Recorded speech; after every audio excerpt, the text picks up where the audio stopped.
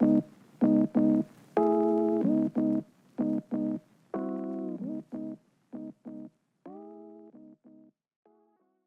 Alain Marz, je suis chasselant depuis 1986. Cette passion pour le cinéma est née à l'occasion d'un cadeau de Noël. Quand j'avais 6 ans, mes parents m'ont acheté une caméra Mupi, qui était une caméra en plastique avec des objectifs en plastique. Donc évidemment, c'était pas du grand art, mais on pouvait faire des films et on pouvait régler des filtres. Il y avait 5-6 filtres sur une roulette qui permettaient d'adapter en fonction de la luminosité du soleil ou des zones d'ombre ou des contre-jours. Et alors un truc très simple, hein, c'était un jouet. Et après, mes parents m'ont acheté, pour des sommes dérisoires aussi quand même à l'époque, parce que c'était des jouets, un projecteur mini Cinex qui m'a permis de passer ces films que je filmais et aussi d'acheter quelques films à l'extérieur. À l'époque, il y avait des films qui étaient en boucle continue, qui duraient 2-3 minutes. Et en fait, j'ai réussi à modifier l'appareil pour passer des films plus longs que j'ai achetés dans divers endroits. Alors au fil des ans, j'ai pas investi tout de suite. Pendant toute ma jeunesse, j'étais à l'école, donc j'ai beaucoup travaillé à l'école. Et j'avais cette passion, j'étais resté avec les objets, les jouets en fait, qui fonctionnaient bien. J'ai encore des films de famille que j'ai pris après mon mariage et qui sont tournés avec une caméra jouet. Et ça marche bien quand on sait faire, finalement, on se débrouille. J'ai même fabriqué mes propres films. Donc je fabriquais mes propres films par moi-même. Je les fabriquais, sur du papier calque. Je fabriquais les bandes films et j'ai dessiné les images et l'animation comme on fait un dessin animé à l'époque, image par image. La collection comprend environ 300 films.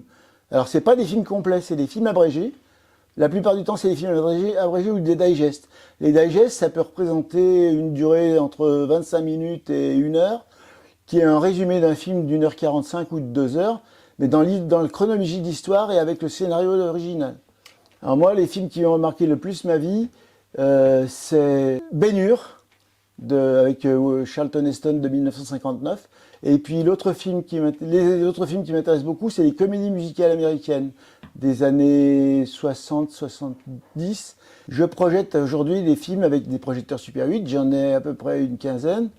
C'est des projecteurs grand public du commerce, alors qu'on trouvait dans les magasins spécialisés de photos et qu'on trouvait bien sûr maintenant dans les brocantes.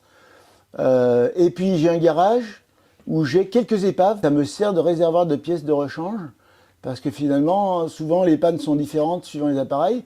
Et quand on a le même appareil 2 fois, sachant qu'on l'achète à la brocante, forcément, on trouve des pièces qui sont intéressantes. Ce qu'on ne trouve plus dans le commerce. Alors, je préfère le montage sur les bandes, mais en fait, je fais quand même du montage en numérique, mais c'est quand même encore plus long. Et donc, j'ai tendance à faire un montage un peu simplifié. Et puis, j'ai gardé la technique du Super 8, parce que je filme toujours en Super 8 avec mon neveu. J'essaye de faire ce que je faisais à l'époque en Super 8, la pellicule étant très chère, on l'économise et on fait ce qu'on appelle du filmé monté. C'est-à-dire qu'on travaille dans l'ordre du scénario et on ne remonte pas derrière. Alors, il semblerait que j'ai transmis cette passion à quelqu'un de ma famille, c'est mon neveu. Et régulièrement, il vient me voir pour du cinéma ancien et voir un peu mon historique et l'historique du cinéma que je peux faire pour lui.